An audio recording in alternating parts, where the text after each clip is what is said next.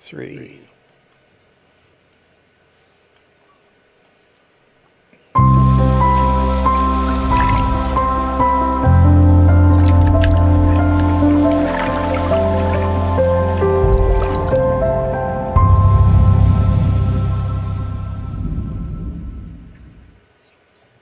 Just another Manic Monday. Good morning, everybody. We have a full house today. What's going on?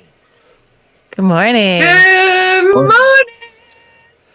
Hey, Shanda, what? How was your weekend, Shanda? Oh, just another capitalistic Monday, but I laid low this weekend. You did, huh? What about you, Rhonda? Oh, spent some time with my kiddos. Actually, it was a pretty nice day. Just a close family affair. No stress, no mess. I like that. Amber, I know that you had a very tiring weekend. You were busy, right? What'd you do? Yeah, I had some guests from the Convo Couch and was also out at some of the protests and supporting my community and cooking some food, hanging out with the kids, watching chickens chase fuchsia blossoms around. All right. Life is good. Speaking of guests, we have a guest this morning, Daniel. Daniel. Tell us, this is Daniel, everybody. You met him earlier today. I'm going to let him speak for himself because I just don't have the words. Daniel? Oz. Everybody's muted, they're saying in the chat. How is that possible? No sound. No sound. Wait a second. Somebody says no, they're not. So maybe it was just one person. Yeah, let me check. Let me check the chat. Hold on. Anyway, hold on 1 second, Daniel. Hold that thought. Yeah, sorry to interrupt, but I want to make sure everybody can hear us. Nope, we're live. Okay, good. Oh, cool. Good. We're live. Got sound. I see output bars. We should be good. Yeah, I just Right. checked it. I checked it on it anyway. Anyway, sorry about that, Daniel. Tell us about yourself, Daniel. Well, I've been an activist my whole life, doing a lot of research about optimal society. I wrote the book Looking Glass Shattered, based on Alice in Wonderland, which we today coined so many terms. There's a new version of that called the White Rabbit that was in Alice in Wonderland. People are sharing that idea of a white rabbit, but going down the rabbit hole. These are all things. That book in particular, a lot of children's books actually are incredibly powerful activist. Another one's The Little Prince. That's always affected me. Just waking up on a planet where nothing makes sense. And then the Little Prince goes to all these different planets, and each one shows a different version of corruption. Like one planet, everybody's just counting money, and it's greed, and it's capitalism, and it's just making money. And the Little Prince is just in constant shock. And I guess I've always felt that way my whole life. I'm 52. That this whole planet, everything I've seen, just is really broken. Our courts are broken, our systems across the board from A to Z. So a lot of the impacts of the children's books that are really, really simple, but they really poke holes into our society. And of course, the great one by George Orwell in 1984 about the, really pointing out these police states. And unfortunately, here in the U.S., we're dealing with a lot of our loss of our civil liberties and our privacy rights. And recently here in Austin, where I'm at, they just made it illegal to go out without a mask, and it's a $250 fine. And so we're seeing some pretty extraordinary things here in 2020. Yeah, we sure are. And welcome to the show this morning. We invited Daniel on the program this morning. So really casual, just an unbiased or biased look at the news and events of the day. And I wanted to start out with Shanda. We have a remake of the Rabbit Hole, the Lion King song. Can you give us a little heads up on what this is all about? Well, as you may have heard, Trump threw himself a 4th of July rally party at Mount Rushmore. And this was, I believe, the opening act. And it's a rendition of The Lion King minus any people of color. Oh, okay. Okay. Well, let's fire this up. Is this the captain from Star Trek Voyager, or am I just? She kind of does look like her. A little bit. Okay. Let's hear Captain Janeway and see how she does this rendition of The Lion King.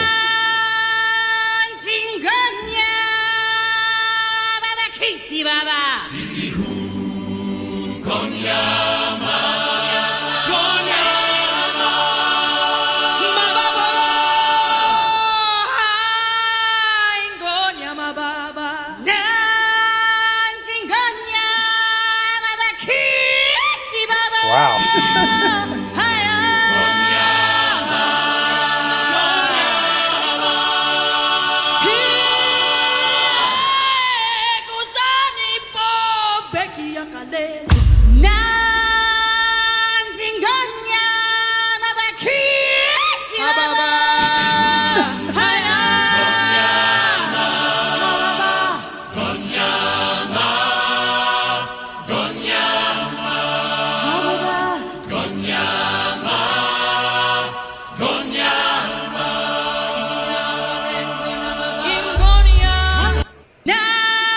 Okay, just one time's plenty. Wow. Yeah. That kind of Enough. that hurt. That hurt. I don't know why. I'm sure they're very good in their respective areas. I would rather see them sing, something like Leonard Bernstein's Mass or something instead, though. That's where I'm at. Anyway, moving right along. Wow. Rhonda, you okay? Wow. That didn't. No, I'm not okay. I had such a hard day with that. All of that, I was bawling. Yeah. It was so upsetting and painful to watch. Yeah. So tell us about. And I didn't. And let's be clear, I did not watch any of the Trump show. That bit's the only part I've seen of that. Me too. I was actually. watching the protests and native media. Yeah, I have family on the Lakota reservation, so it was very, very heart-wrenching, especially seeing I couldn't quite tell if it was like a mixture of National Guard and different. It was a strange police line, put it that way, but different people were literally coming up under the shields and grabbing protesters' feet and dragging them under the line. Trump supporters. There was Trump supporters out there in and amongst those, and those weren't National Guard. I want to say they were sheriffs but they were dressed in those cami fatigues, is what I heard on Unicorn Riot when I was watching that day. Yeah, it was really weird. The fact that they pushed Trump's rally back 4 or 5 hours was awesome. Of course, they did what they always do. They said they negotiated a half-hour reprieve to where they could move their vans, they could have time to organize. But of course, while they were doing that, the white man towed their vans after they already agreed to give them a half hour to move everything. So it's just the same old crap that we've seen for hundreds and hundreds of years.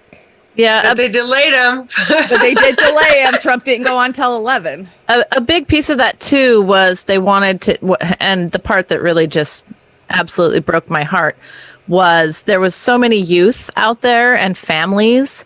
And there was a scene where they were tackling like a mom in the grass and her teenage daughter was screaming out for her. It was just absolutely heart-wrenching, to get off her and to let her go. And so at that point, it was like, time out. We want to get our women and children out of here if they would like to leave.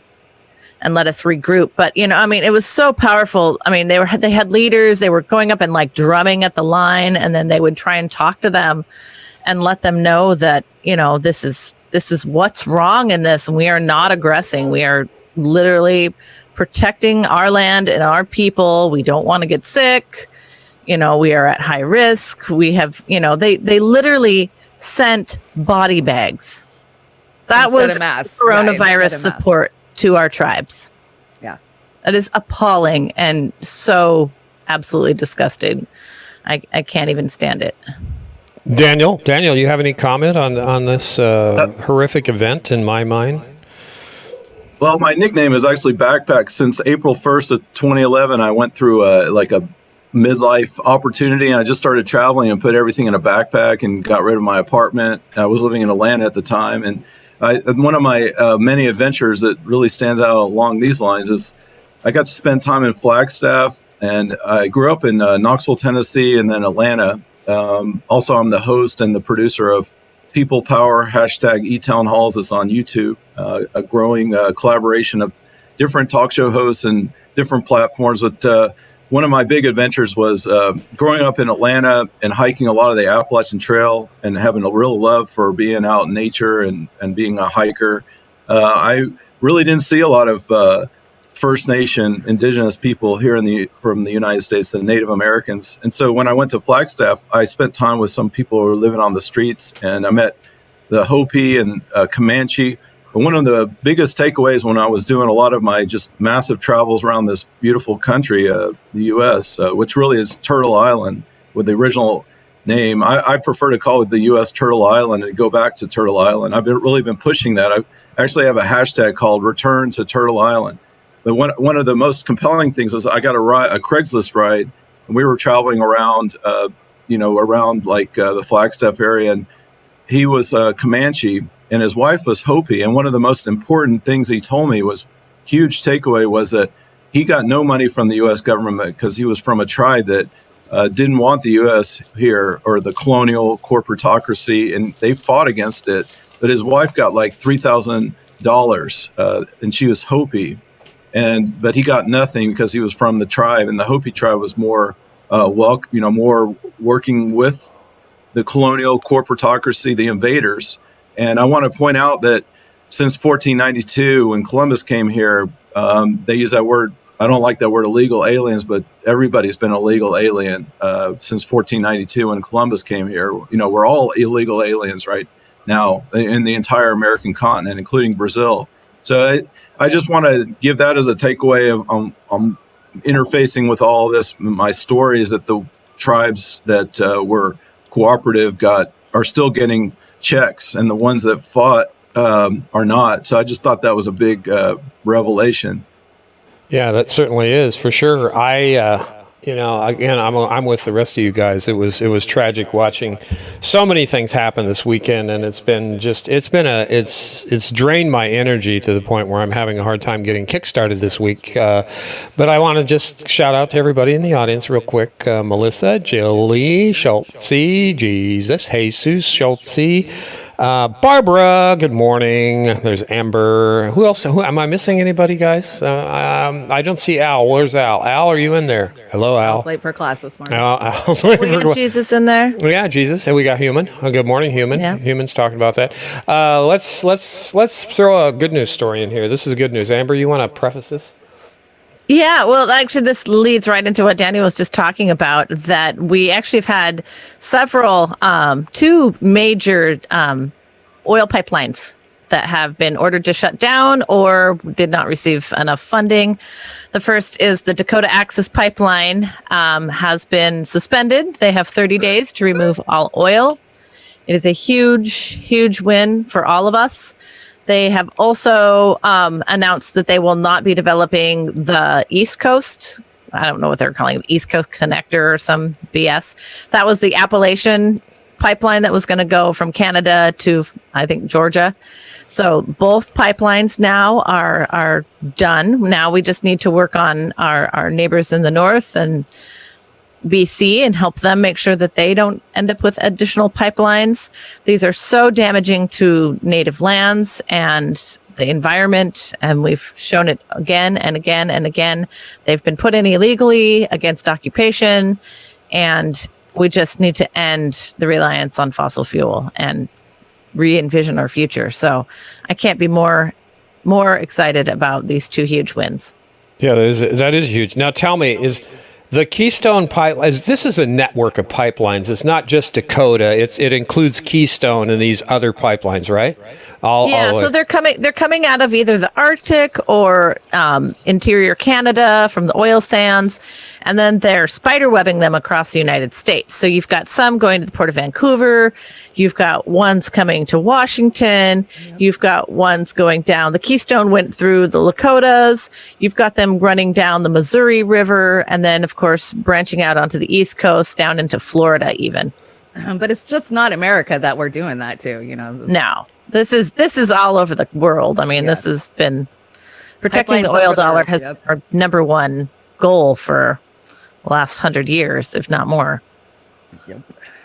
Yeah, no, I'm glad. I just and you did cover the point about the tar sands. It's tar sand stuff coming through there too. I don't know how the whole mechanism works with the pipeline. So they refine the tar sands up there, or is it a liquid? Alberta, Or Canada. yeah, and like you said, Costs more than if we would have pulled it out of the earth in the first place. yeah, it's that stuff that's just squeezed. It's like squeezing blood out of a stone, I guess, is what I'm Well, and, getting and it's natural gas too. It's not just oil. It's both. And they're trying to make these networks. Obviously, you don't put both in the same pipeline, but if you have one pipeline, guess what? You can really easily put one next to it.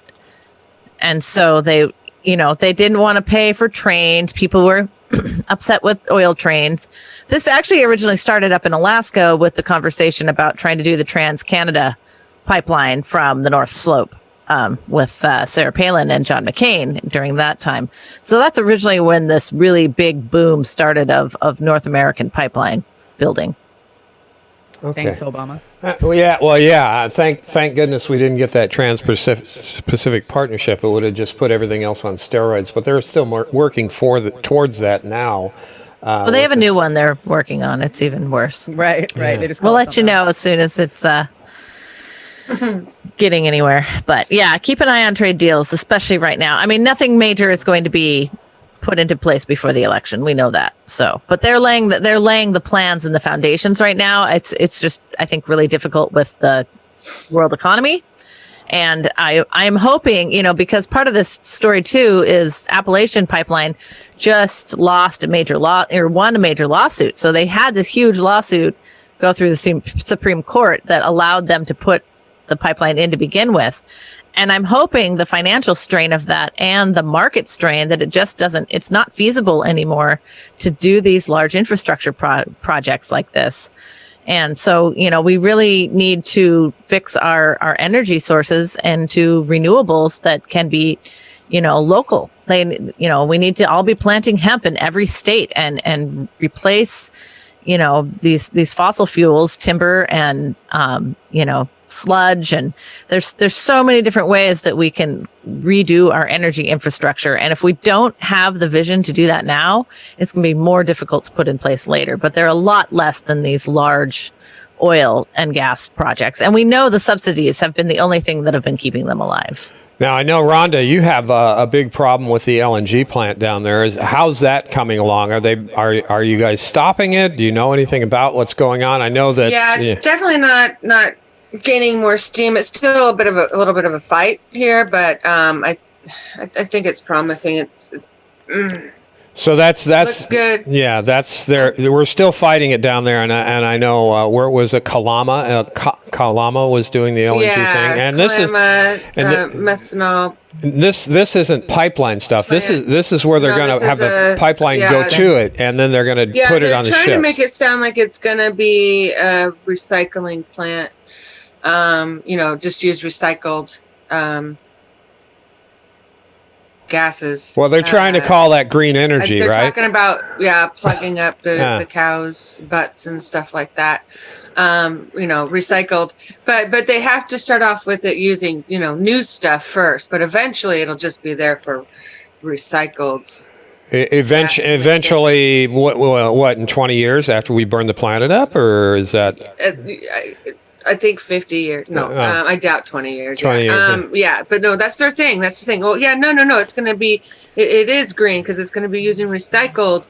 It's bad. But there is still a big push. It hasn't been stopped fully, but it hasn't. I mean, it's not going to be an easy fight. Yeah. I have to see where exactly it is right now, though. But yeah, Daniel, do you have that problem? And down in Texas, you've got an oil drilling platform every 5 feet. Is that the same where you're at, or what? Yeah, it seems like that. One of the objectives of the group that it's a growing collaboration is really decentralize everything, and what that is even decentralizing energy. And one of the really a hot button we don't hear a lot about is really off the grid living. And there's some communities in New Mexico where they've got their solar panels up. They're completely they don't pay any into the municipalities in taxes. And just when we go down this route of decentralization, whether it's decentralizing government, decentralized energy, decentralized transportation, everything around us, it brings back instead of Washington, D.C. telling us what to do, or even the UN and the Hague, Netherlands demanding what we do from these organizations like the World Health Organization, bring it back to the people. And not only that we move away from voting for representatives who are really our rulers, and we vote directly on solutions for our community, country, and internationally. These are pieces. I think most of us have kind of all seen the horrors of both the Democrat and the Republican Party. I think we both have seen so much of late that people have kind of stopped voting and they're disenfranchised. And this is a huge election year, and so we're pushing a lot of different groups together. One of them is one of my friends, David Frank, onevoicenow.org, and then in Australia they have 9,000 people called the Flux Party. It's voteflux.org. So these are things about direct democracy and anarchy, about moving the power back to put citizens in charge, communities in charge, and then small businesses in charge. And really, it's about delisting the stock market, the entire stock market. It's at this point, it just needs to go away. And I'd like to see more leaders take really bold action and call out the stock market, because we have horrible corporations like Unicor, which is that for-profit prison. People make 23 cents an hour working for Unicor. And on top of that, taxpayers in the U.S. spend $44,000 per inmate. And everybody incarcerated, that's $44,000 of our taxpayer money to pay for someone incarcerated. And they're making 23 cents an hour eating contaminated food. And then, just the horrors of Monsanto with the pesticides and the horrible things they're doing to the food, and the endless wars of Raytheon, Lockheed Martin, and Boeing. And then, of course, the horrible banking practices of Bank of America that needs to be, many others need to be delisted, including Amazon, and turned over to small businesses and the economy. And just as one of my favorite economists, Richard Wolff, always talks about Mondragon in Spain, that's the third largest collaborative in the world. And that's a worker-owned, community-owned type of cooperative. And these are economies that he's really been pitching for a really long time. I've always admired his work as an economist, and look towards moving that type of economy, cooperative model, back to the United States, and get it out of the stock market and get the economy back to the main street. Yeah, definitely. Go ahead, Amber. I'm going to jump in here with one of our arms appropriations guys. Go ahead. Yeah, certainly. That covers literally all of it, and everything that's been wrong with capitalism for so long, as we've allowed these toxic industries and perfect profit circles to just come in and continually cause ruin in our society. And so I totally agree. We do need to get back to the worker-owned cooperative, shrink our supply chain. I just wanted to quickly touch back on the Klama methanol plant. Is a Chinese-owned, funded venture, basically, by the I think, what is it, the Sciences University, Chinese Academy of Sciences, which is probably very little known down in your part of the woods, Rhonda. So if make sure that people understand what this is happening. No, we know it's China. Yeah. So when the they are, yes. When the oil market spiked, they went back to using coal, because our coal regulations had been deregulated. They started using coal to make so that methane and methanol. Methane is a byproduct of fracking. So they're fracking all over, part of these tar sands. So it's all interrelated. It's a byproduct. So what do? Do you dispose of it properly? No, you find a market for it. That's right. And you try and recoup costs from it. So they're using it to basically, like, if you think styrofoam or plastic, they're using it to re-blow up plastic. So that is the cost of what they're trying to do. It's a plastic factory. It would be the largest factory of this type in the world, and it would consume 320 million cubic feet of methane per day. Oh, great. Well, are they going to substitute that for fluoride in the toothpaste next, or what? No, they're going to add it. They won't substitute. They won't add it. They'll fill it with toothpaste. Okay. The toxic toothpaste that they also are mining. What Probably a great, the same companies. I got this. They'll also use 5 million gallons of water. Oh my God. Oh. Straight out of the, more of your Columbia, and I don't know how they're getting away with that. It's insane to me. Because we have so much extra water. So yeah. Yeah, for sale. Right. But they're greenwashing it. They've turned it into a greenwashed project, like always. But the real answer is stop using plastic. Stop making more of it. We sure don't. We need to end it. We need to end it and use a different substance. And don't think if you're Hemp. recycling, you're doing any good, because recycling's not even leaving the country. So breaking news, the Supreme Court just ruled that the Electoral College has to vote with the popular vote. Yes. Really? Was Oh, elected. really? Wow. Upheld. Yes. Wow, they have to vote with the popular vote. How do you enforce that? That's one step closer to one person, one vote. Yeah, I guess. A little bit closer. Wow. I believe the Electoral college case also gone. started in Washington State too. So Oh, those. Oh. they were so pissed about our electors in Yeah. 2016, completely ignoring the will of the people. Yeah, and they should all be. I'll say this again. Vote all the incumbent Democrats in Washington State out. Period. Yeah, I'll argue with any of you on that either. Too, by the way, they're all they're all corporate owned tools.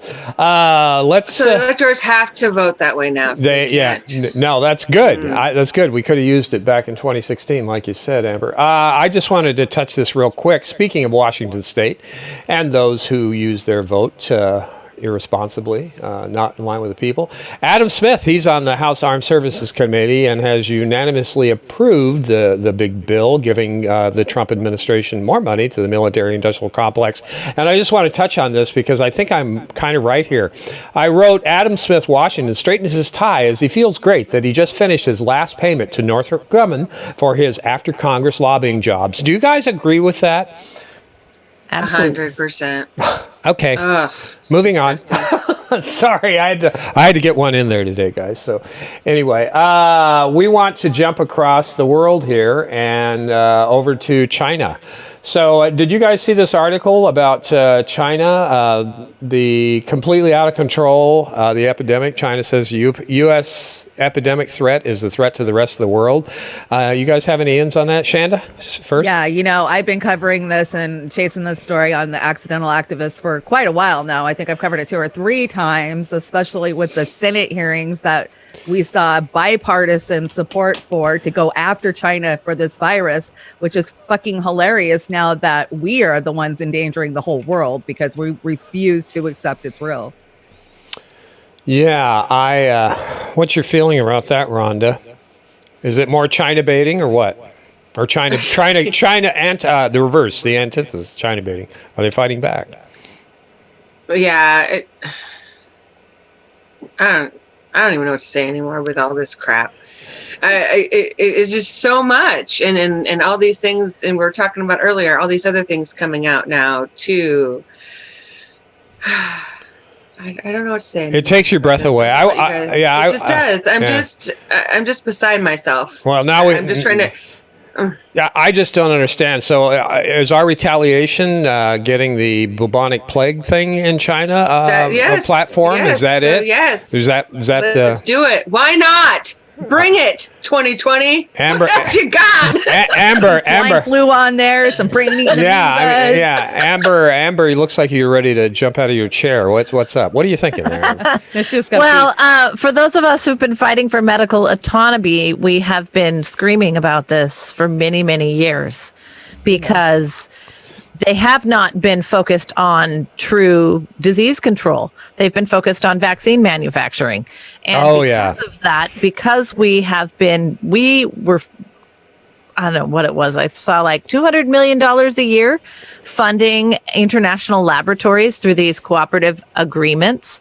And that's what you saw when you saw the Harvard professor get arrested. He was being paid by the Chinese government $50,000 a month.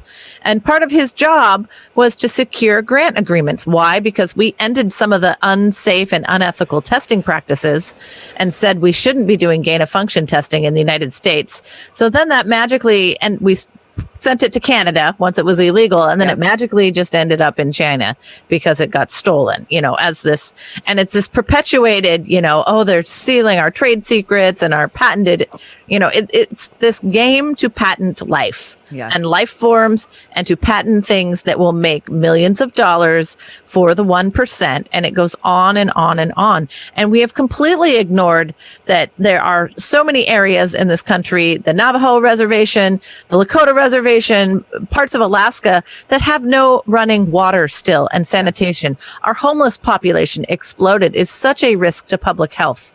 Having the permafrost is starting to melt, and with that releases a lot of these older diseases.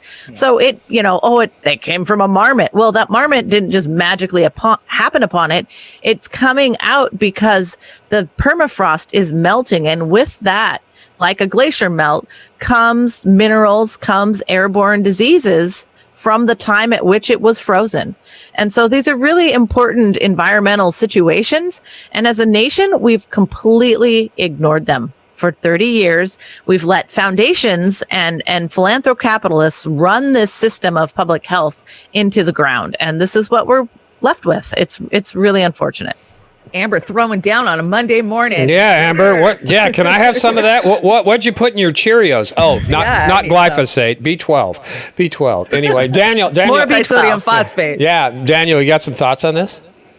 Well, there has been a lot of rhetoric, ramping up, even some fears of this World War III possibility with like China and all these different things. But, one of the things we always have to look at is false flags. The U.S. with the false flags with the Gulf of Tonkin, and so, and the horrible false flags of Iraq War, where we were told there was, WMDs and they didn't exist.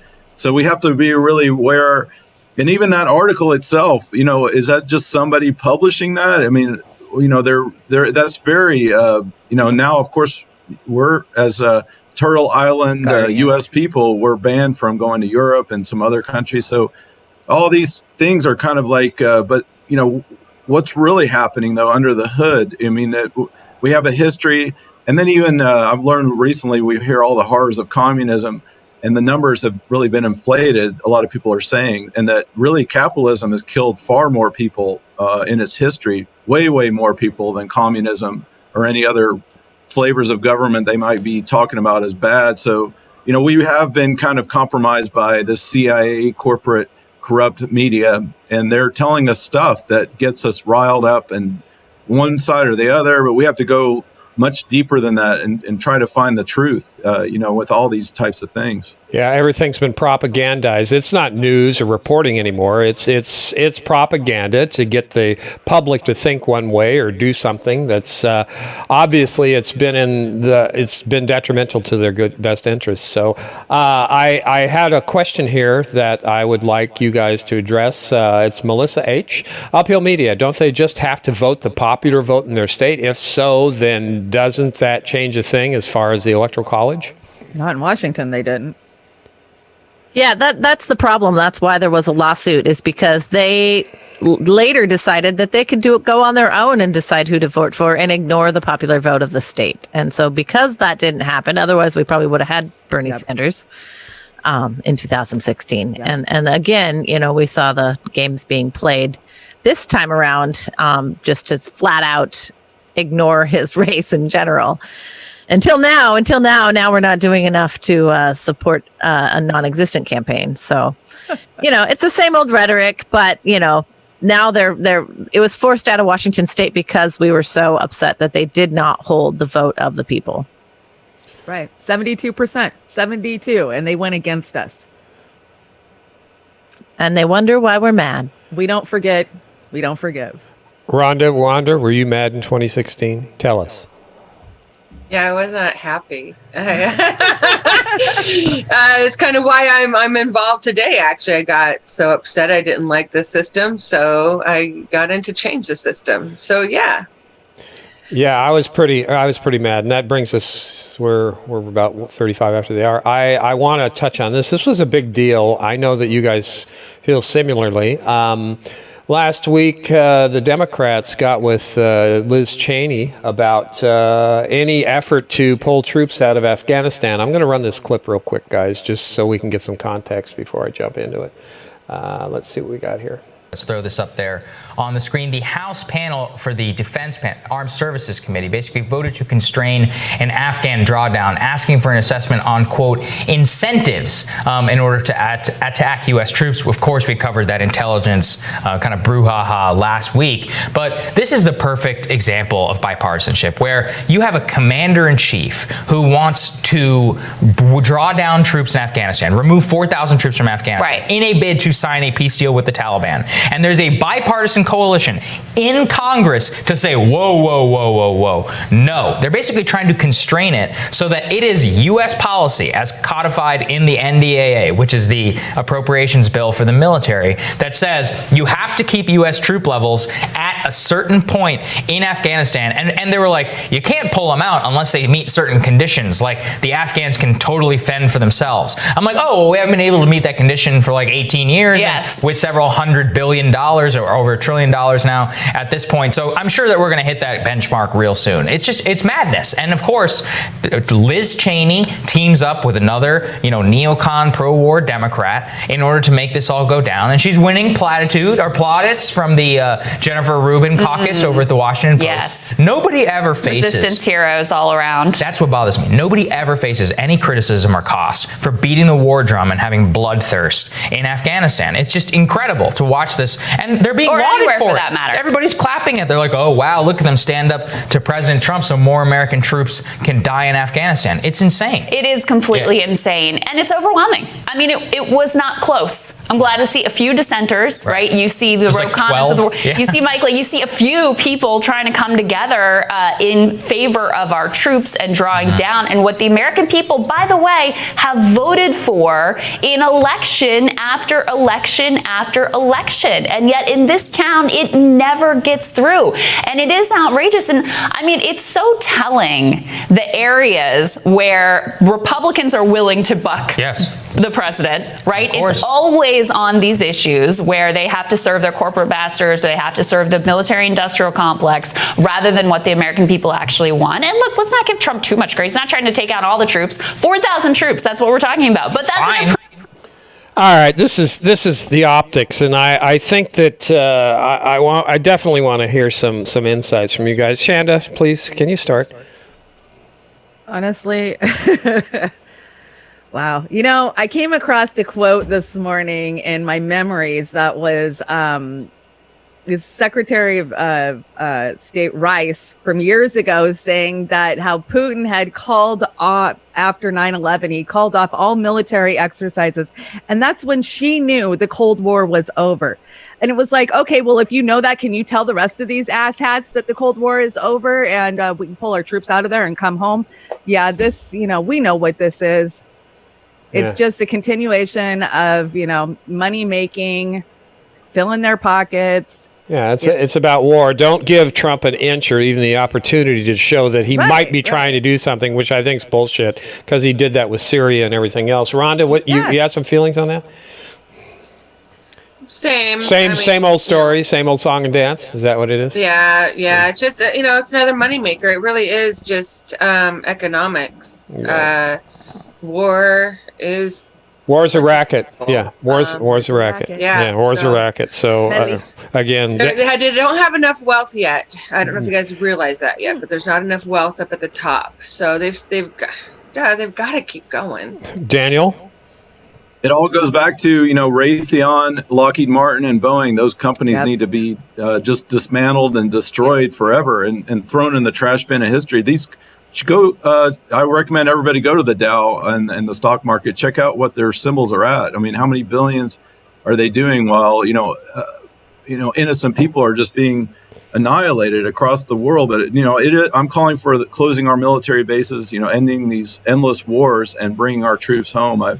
This is time. I mean, it's time to bring peace on earth. Mundo paz. I love that.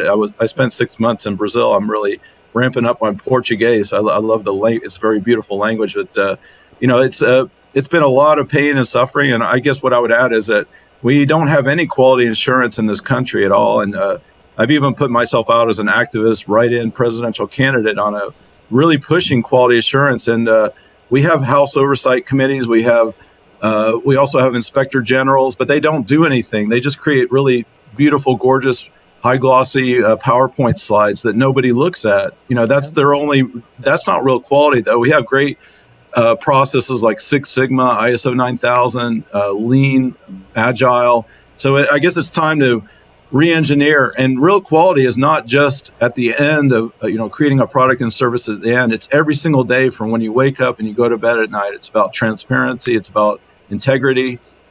So quality assurance is so desperately needed, and unfortunately none of the candidates for any of offices have ever run in the history that I've ever seen on a quality assurance campaign, except for Ralph Nader. He's one of the greatest presidential candidates of all time. He did run, and he's a very quality-minded person. He's actually calling for Boeing to be shut down after his niece died on a mission in Africa recently. He's actually probably the only candidate that's even circled around the thoughts of quality assurance. And of course, his background, he's one of the main reasons why we have seatbelts in our car today.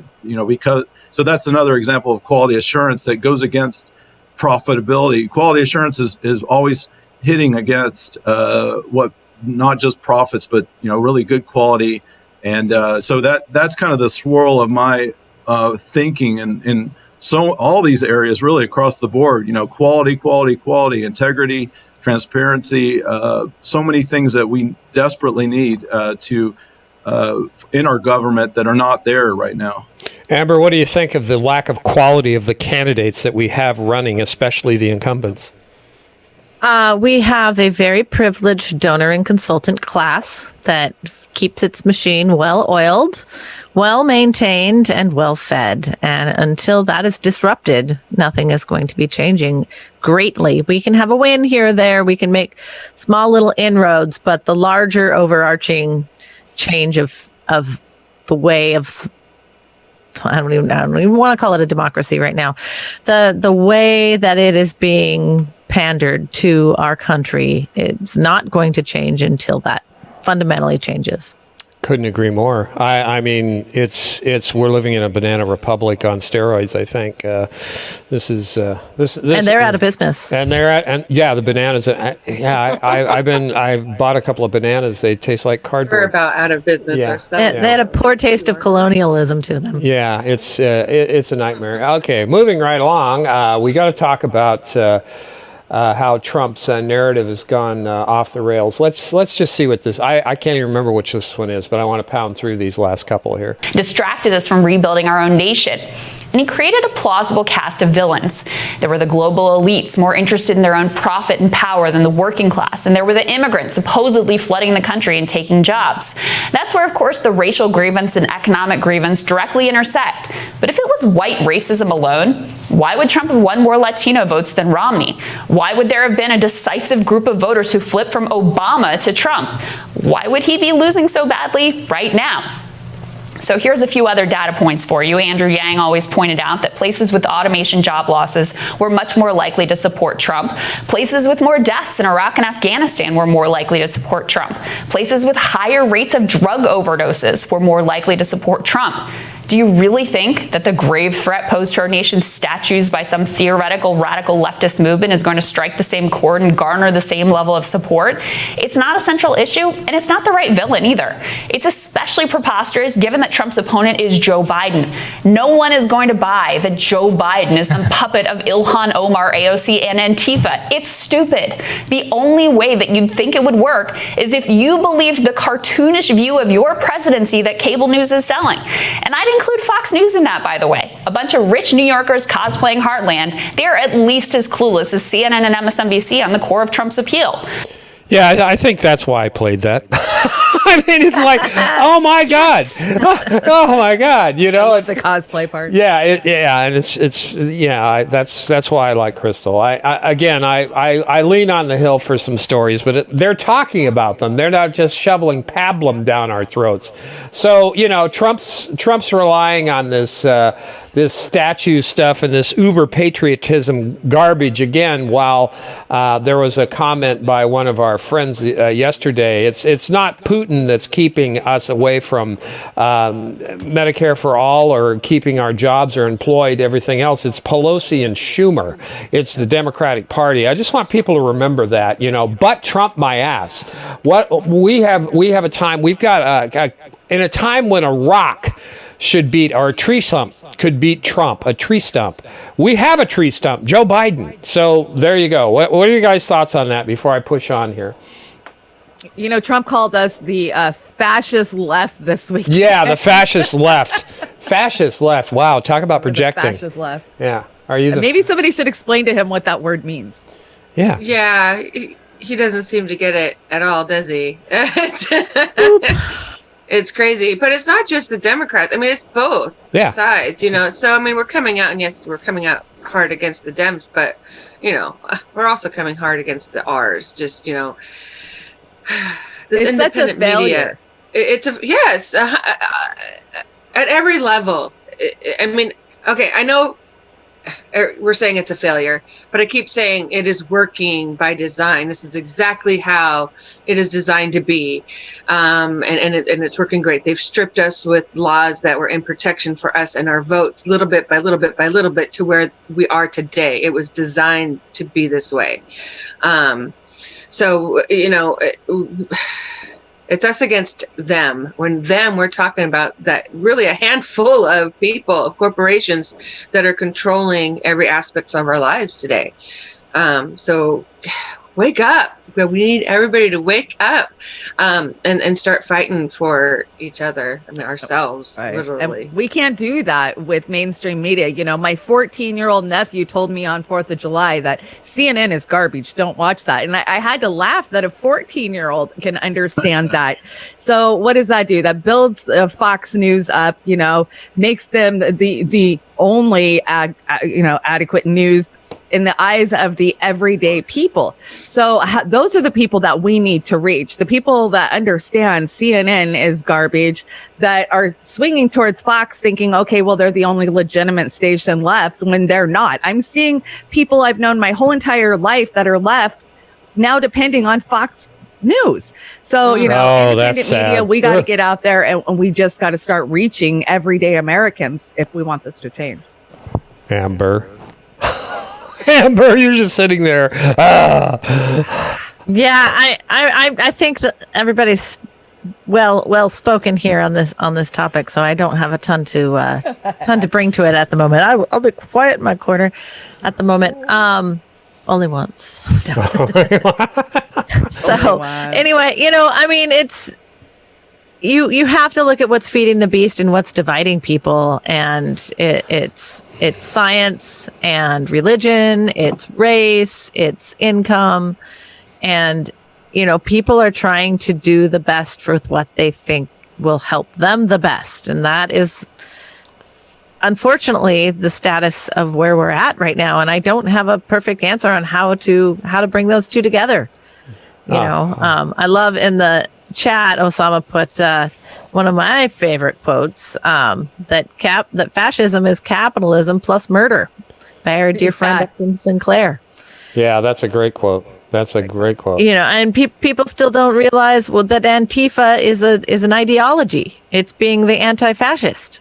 So it's either are you a capitalist murderer, or are you against that? It's very. Let me think about that for a minute. Of the court. Please. Trump thinks they're the same thing, obviously, because we're anti-fascists and we're left fascists. I don't compute that. I know. We're anti-fascists and socialists. Yeah. Yeah. And I just want to repeat, unfortunately, to many, many people, 1950 and 1960 have left the building. They are not coming back. We are never getting to that place again. And to stop pretending like everything you're fighting for is to get us back there. Right. I don't want to go there. God, I'm going to quote you on that today. 1950 and 1960 have left the building. I have this in argument with people in the independent party. And I'm like, we're never getting back there. You can't just, yes, idealistically, some of those things are great. Reality, we're never getting back there. And so that's just this cognitive dissonance that people are so on all sides of the aisle. Yeah. You know, they either think they're in such an Digging awesome in their place that they heels. gotta hold on to it, Yeah. or you're stopping me. You're trying to tell me I can't succeed. I can't be an American. You know, or it's look how screwed we are. We're poor, we're sick, bring us your poor, you're sick, we're tired. Hey, we're all here. We're all here, all across this country. Yeah, desperation has already started, and it's going to get worse and worse and worse. And I'm sorry to be negative, Daniel. It looks like you've got something to say on this. One of my favorite quotes is by Krishnamurti: "Is it's no measure of health to be, very healthy in a profoundly sick society." I love Krishnamurti. He has a lot of really great quotes along those lines of looking much larger than trying to see a bigger picture. But one of the key things that I've come up with that a lot of us, right now there's this fear word out there, like socialism is fearful, but we got to go beyond that. And that oftentimes they'll say countries like Venezuela, Cuba, are, fear and the socialism. But the reality is both Venezuela and Cuba and these other types of countries are still just a handful of very powerful leaders cramming down the throats to these people who live in these countries. It's not bottom up. We the people run countries. That's not real. That's not even real socialism. So they throw that word of fear, and then they show these long food lines and all the horrible things about Cuba and Venezuela, and it's true, but they're suffering a tremendous amount for a very, very long time. But these are not. They're not bottom up socialism, to use that word, run by we the people, the majority will of the people. They're run just by a handful of just corrupted, very extremely wealthy, bloated leaders, the dictators that are extreme, these elites and oligarchs are cramming it down their throats. So I guess if you look through the history, and I like to point this out along these lines about, really people understanding, real bottom up, we the people socialism, is that we have to go back to like the Paris Commune of 1871, where 30,000, they actually were control of Paris for 3 months. And this is part of our history in 1871. But after about 3 months, the French military came in and assassinated 30,000 people in Paris. But that was actually one of the only few times in the entire history of the whole world that we've actually had real bottom up, run by we the people. And then there was a short period in Spain around 1936, very short period, where we had some flavors of that, where people were really trying to run things. And then there was a very, very short period over even in Russia, sometime around the whole, kicking out the queens and kings of Russia, and then just a very short time. And then the only other time in history was in Brazil, Bahia, for about 3 years. They had more of an egalitarian, these are things, where it was bottom up, we the people. So I just like to point that out, that in the history of humanity, we really only have like what happened in Brazil, the Paris Commune, and what happened in Spain for a very short time, and just a very short time in Russia. So, in the whole world history, that's the kind of times where people have stood up, and extremely rare that they've actually been in control. All the other, whenever they use the word socialism, it's really, and including in the United States, we don't have a we the people version of socialism here. It's completely crammed down our throats. And on top of that, the corrupt corporations are also ruling over us, just like the queens and kings of feudalism. So I like to, that really is a different view than anything that we're hearing on any other media that I've ever heard. Well, I think we've had a very good discussion this morning, everybody. Thank you so much. And it's been nice having you on, Daniel. Like I said, this is a very casual, laid back, hopefully objective, if not fair look at the news today. We want to finish out with a couple of unique things. I guess they're unique. Shanda, can you tell us about this clip that you gave me from Axl? Axl Rose picking, the fight. If you remember, I don't know, like 10 years ago, he got in a fight with Tommy Hilfiger, and Tommy Hilfiger knocked him out in a bathroom. And this one, he takes on the Surgeon General this weekend, which I agree with. He pretty much calls him out and tells him he's a chicken shit for not, putting true information out there and kind of siding with Trump. So I just find it funny when, these celebrities try to inject themselves into politics. Yeah, I'll double down on that. This is just a short clip. Let's hear what old Axel's got to say. It looks like he's been eating at the same buffet I have been. So welcome to Rolling Stone News. I'm Elma. A day after Axl Rose tweeted criticism directed towards the U.S. Surgeon General, the Guns N' Roses singer penned a July 4th message defending his political outspokenness. Rose tweeted, quote, "My disdain for our current administration and what I perceive as its threat to our democracy is no secret. In general, my posts in regard to current events, politics, or social issues are usually coming from a sense of outrage, obligation, and responsibility to say something at times when I feel not to is being complicit, as opposed to a desire for attention or self-promotion." On July 3rd, Rose slammed U.S. Surgeon General Jerome Adams after he appeared in an interview and refused to comment on whether or not U.S. citizens in the midst of a pandemic should attend July 4th parties. Would you advise someone to go to a large gathering? Yes or no? Well, Craig, it's not a yes or no. Every single person has to make up their own mind. Rose tweeted, quote, "Jerome Adams is A, a coward, B, a piece of shit, C, both. Resign. You don't deserve the job or title. America deserves better."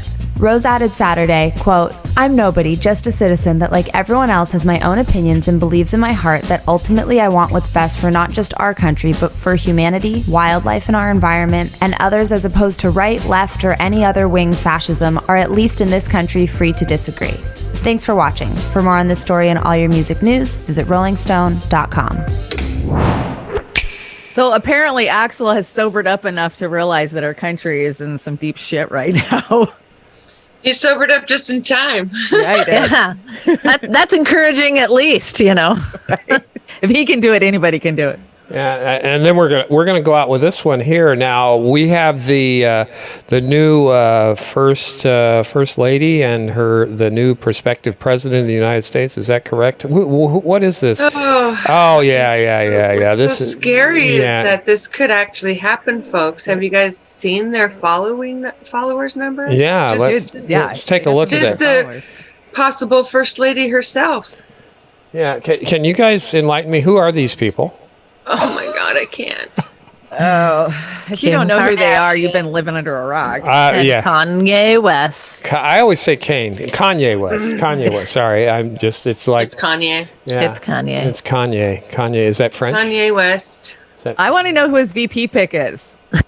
Kanye, Condoleezza Rice. I don't know who's Taylor Swift, Beyonce. Taylor Swift. That would make up for that last tragedy. Right. Kanye and T Swift. I like it. Yeah, you want me to write those in or what? I don't know. Anyway, so some are saying that he's only running to help Trump out because they think they'll take Joe Biden's votes away from him. Well, yeah, I don't Trump see can't happening. Get the black vote, honestly. Take it away. Not quite the same demographics. I don't know what they're. Well, like Joe said, if they don't vote for Joe, they're not black. So maybe the black voters that aren't going to vote for Joe will vote for Kanye. I haven't been super thrilled with his racist support of Trump over the last few years. Last I checked.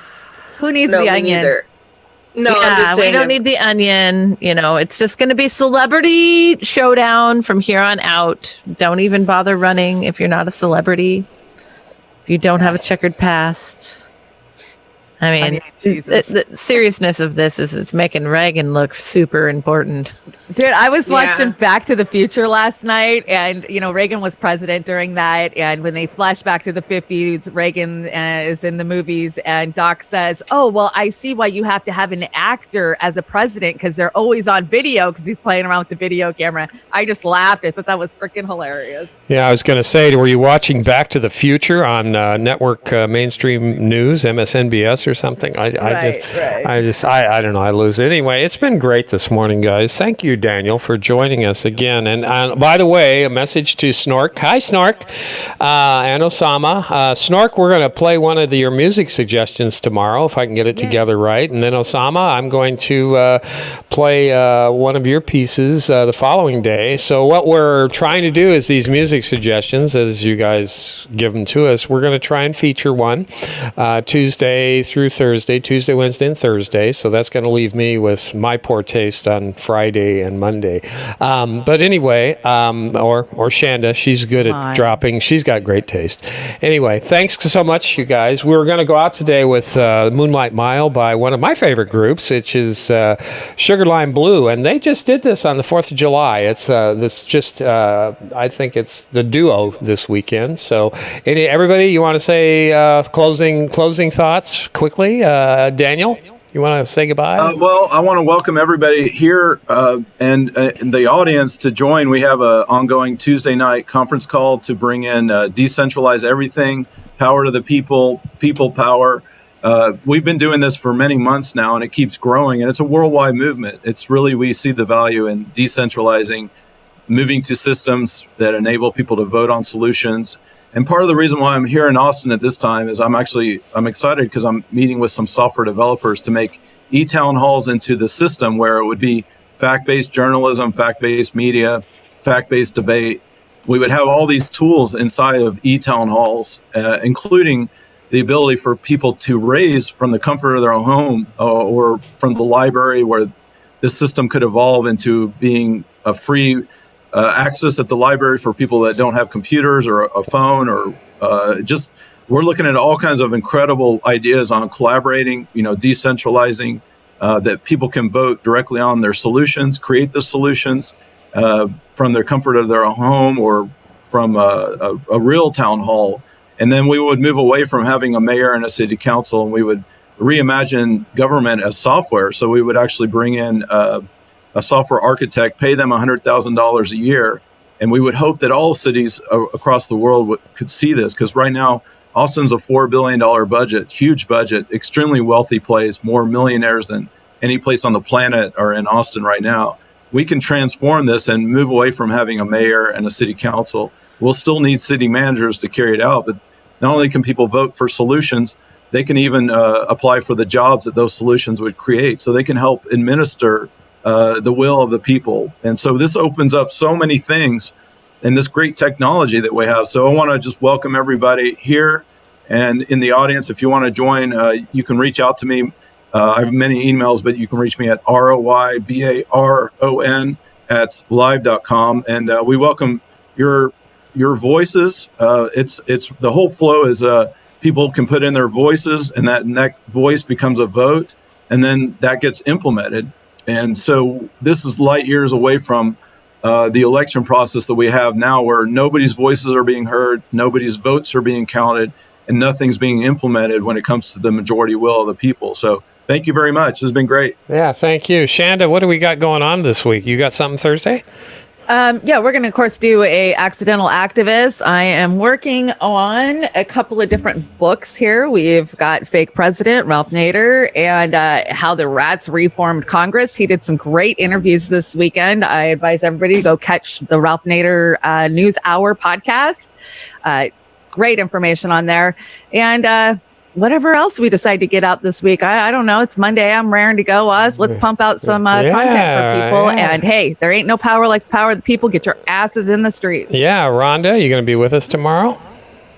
Yeah, I believe so. Okay. Me just after checking. Shanda. Yeah.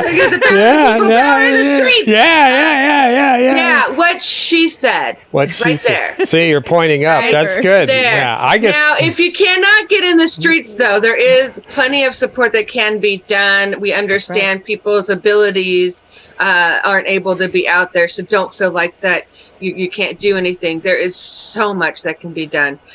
So reach out, support your local Black community.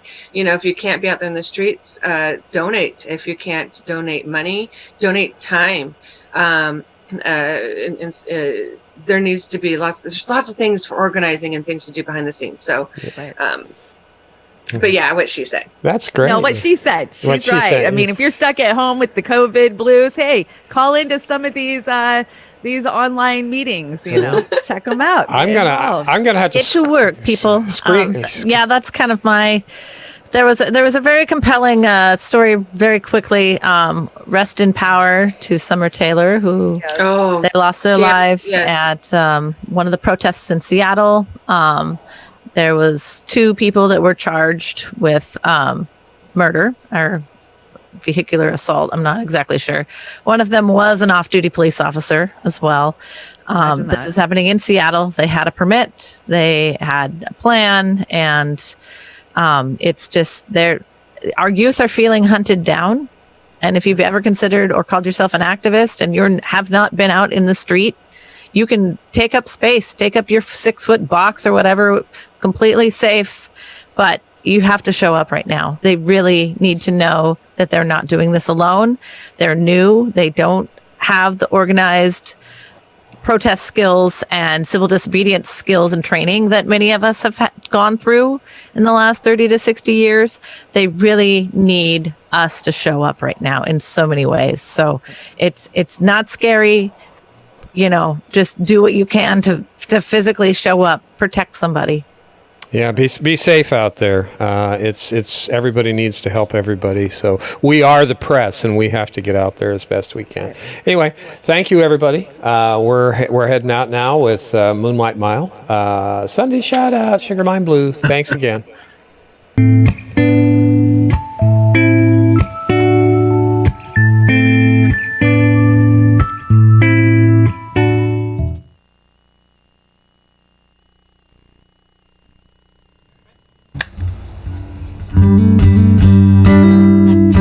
Hey there, friends.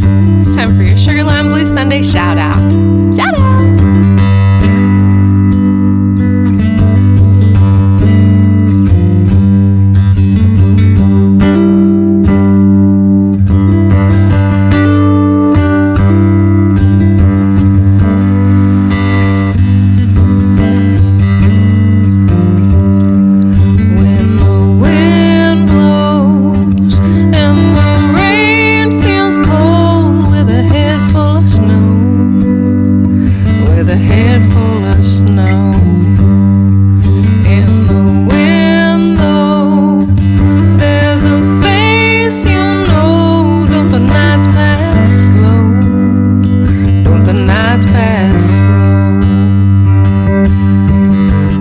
The sound of strangers sending nothing to my mind. It's just another man